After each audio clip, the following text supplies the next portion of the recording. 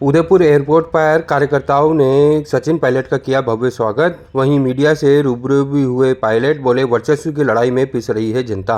आपको बता दें कि राजस्थान के पूर्व डिप्टी सीएम सचिन पायलट उदयपुर पहुंचे और उदयपुर पहुंचने पर मीडिया से रूबरू हुए।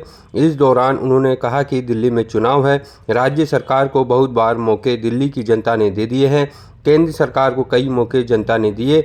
पिछले 12 साल में दिल्ली सरकार और केंद्र सरकार के बीच जो वर्चस्व की जो लड़ाई है, उसमें दिल्ली की जनता पिस रही है। कांग्रेस पार्टी एक बेहतर विकल्प बनकर सामने आई है। हम लोगों ने जनता को कुछ गारंटी दी है। जब कांग्रेस सरकार थी और दिल्ली में शीला दीक्षित जी के समय जो विकास हुआ था, दिल्ली में जनता आज उसको याद कर रही है। वहीं उन्होंने कहा कि हम मजबूती से लड़ेंगे। कांग्रेस पार्टी का दिल्ली के अंदर अच्छा परफॉर्मेंस रहेगा। इंडिया गठबंधन की शुरुआत करी थी, तब राहुल गांधी और खरगे सब दलों को लोकसभा चुनाव के साथ लेकर आए थे और लोकसभा चुनाव के बहुत बेहतर परिणाम आए थे। इंडिया के साथ मुकाबला करने के लिए इंडिया गठबंधन पहले भी मजबूत था और आज भी मजबूत है। दिल्ली में चुनाव जो होने वाले हैं उसमें जो राज्य सरकार है उसको दिल्ली की जनता ने बहुत बार मौके दिए, केंद्र सरकार को कई बार मौके दिए। पिछले 10-12 सालों से दिल्ली में दोनों राज्य और केंद्र सरकारों की जो वर्चस्व की लड़ाई है उसमें दिल्ली के लोग पिस रहे हैं और कांग्रेस पार्टी एक बेहतर विकल्प बनकर सामने आई है। हम लोगों ने जनता को कुछ गारंटीज़ दी हैं और जब कांग्रेस सरकार थी शीला दीक्षित जी की, तो विकास जो हुआ था दिल्ली में जनता उसको याद कर रही है। और मुझे लगता है कि आपस की वर्चस्व की लड़ाई में अपने आप को बड़ा साबित करने में शीश महल और राजमहल में कितना रुपया खर्च हुआ, इन चर्चाओं से हटकर कांग्रेस ने एक बेहतर ब्लूप्रिंट जनता के सामने प्रस्तुत किया है। मुझे पूरा विश्वास है कि मजबूती से लड़ेंगे, परिणाम अच्छे आएंगे और कांग्रेस पार्टी का परफॉर्मेंस पहले से बहुत बेहतर रहेगा दिल्ली के अंदर। इंडिया गठबंधन बन नहीं पाता है स्टेट में, ये देखिए, इंडिया गठबंधन का जब हमने राहुल गांधी जी, खरगे जी ने शुरुआत करी थी तो सब दलों को साथ लेकर आए थे लोकसभा में और बहुत बेहतर परिणाम आए थे, चाहे वो महाराष्ट्र में हो, उत्तर प्रदेश में हो, राजस्थान में हो, हरियाणा में हो। और एनडीए के साथ मुकाबला करने के लिए इंडिया गठबंधन पहले भी मजबूत था, आज ही मजबूत है। अलग अलग राज्यों में जो परिस्थिति बनती है उसके अनुरूप लोकल यूनिट्स को देखकर अलग दल निर्णय करते हैं। और जहाँ तक इंडिया गठबंधन की बात है, पहले भी मजबूत था, आज भी मजबूत है। और भारतीय जनता पार्टी को चुनौती देने के लिए नेशनल लेवल पर अगर कोई दल है तो वो कांग्रेस पार्टी है। नहीं, मुझे लगता है कि हिंसा की कोई जगह राजनीति में नहीं होनी चाहिए, लेकिन जो जनता जवाब मांग रही है, जिन लोगों को सत्ता दी थी दिल्ली में, केंद्र में और राज्य में, दोनों भाजपा और आम आदमी पार्टी सिर्फ आपस में तू तड़ाक और आरोप प्रत्यारोप में फंस गई है और मुझे लगता है कि दिल्ली के लोगों को उसका खामियाजा उठाना पड़ रहा है। लोग बेहतर विकल्प चाहते हैं और अच्छा ऑप्शन कांग्रेस पार्टी बनकर सामने आएगी। ट्रंप के हाथ में सत्ता जारी है, भारत का फायदा और नुकसान देखा जाता है, उससे आप क्या सोचते हैं? मुझे लगता है कि दोनों मुल्कों में सत्ता किसी के पास भी हो, लेकिन दोनों सबसे बड़ा लोकतंत्र, सबसे पुराना लोकतंत्र है और दोनों देशों के जो द्विपक्षीय संबंध हैं वो अटूट हैं, बहुत मजबूत रहेंगे।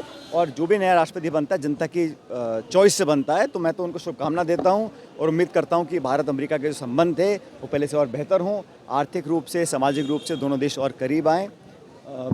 जहाँ तक राजस्थान सरकार की बात है, साल पूरा हुआ है, लेकिन जो अभी निर्णय दिए हैं सरकार ने उसमें स्कूलों का बंद करने की बात हो, जिलों को समाप्त करने की बात हो, इंग्लिश मीडियम स्कूल्स को दोबारा पुनर्विचार करने की जो बात कर रहे हैं, ये सब नकारात्मक निर्णय हैं।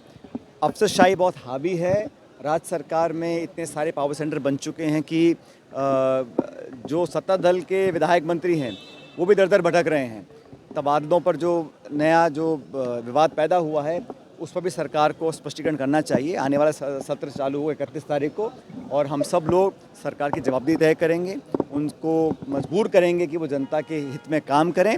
और 1 साल का जो कार्यकाल रहा उसे देखकर बहुत ज़्यादा उम्मीद मैं नहीं समझता जनता को है, लेकिन कांग्रेस अपना जो एक विपक्ष की भूमिका है वो मजबूती से निभाएगी। हम सदन के पटन पर, सदन के बाहर लगातार जवाब पूछते रहेंगे और जवाबदेही तय करते रहेंगे। सत्र आने वाला है, बजट भी आएगा, आपको लगता है सकारात्मक रूप से?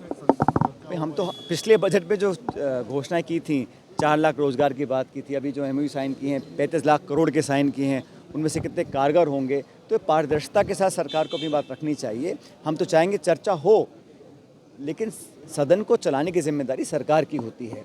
हर मुद्दे पर चर्चा हो और कई बार जैसे मैंने देखा है पार्लियामेंट के अंदर, लोकसभा के अंदर हाउस एडजर्न कर सरकार अपने जवाब देने से बच जाती है और हम लोग जवाब मांगते हैं। तो सार्थक चर्चा हो, संवाद हो, पूरा देश प्रदेश देखे कि सत्ता पक्ष विपक्ष किस प्रकार का आचरण रखते हैं। हम तो हमेशा सदन चलाने के पक्ष में रहे हैं। इस सत्र में भी हम चाहेंगे, बड़ा महत्वपूर्ण सत्र है बजट सत्र, हम चाहते हैं चर्चा हो, सवालों के जवाब दिए जाएं और मंत्री मुख्यमंत्री सदन के पटल पर प्रदेश के प्रति जो उनकी जवाबदेही है वो विपक्ष के माध्यम से सामने लेकर आए। कई जिलों के इलाके के आपसे आके मिल रहे हैं, उनके जिलों में बुला रहे हैं, आपको इनवाइट कर रहे हैं। किस तरह से अब आप अपने राजस्थान में अपनी भूमिका को देखते हैं? देखिए, बड़ी जिम्मेदारी आपको अभी तक अलग अलग नेताओं को, कार्यकर्ताओं को पार्टी जिम्मेदारी देती है और हम सबको अलग अलग हमारे काम बांटे हुए हैं, लेकिन राजस्थान के साथ जो संबंध है, जो रिश्ता है वो अटूट है और यहाँ के लोगों के प्रति, यहाँ के कार्यकर्ताओं के प्रति जो हमारे दिल में जगह है उसको कोई कम नहीं कर सकता। आज हम विपक्ष में हैं, लेकिन जहाँ जहाँ कार्यकर्ताओं को ज़रूरत है, पार्टी को ज़रूरत है संगठन के रूप से, जहाँ जहाँ जनता बुलाती है हम सब लोग वहाँ जाते हैं और सबको साथ लेकर चलते हैं। और कांग्रेस पार्टी विपक्ष में है, लेकिन हम सबकी जो मजबूती, हमारी एकजुटता है और हम सब कार्यकर्ता नेता एक परिवार के रूप में काम कर रहे हैं, हमारी सबसे बड़ी ताकत है। लेकिन एक बड़ी जिम्मेदारी आपको मिले, सबकी यही इच्छा है। मेरे को तो जिम्मेदारी दे रखी छत्तीसगढ़ की, वो मेरा राज्य है, मैं जिम्मेदार हूँ, लेकिन राजस्थान के अंदर यहाँ से मैं चुनकर गया हूँ, यहाँ पर बहुत काम करने का मौका मिला है, सत्ता में भी विपक्ष में भी।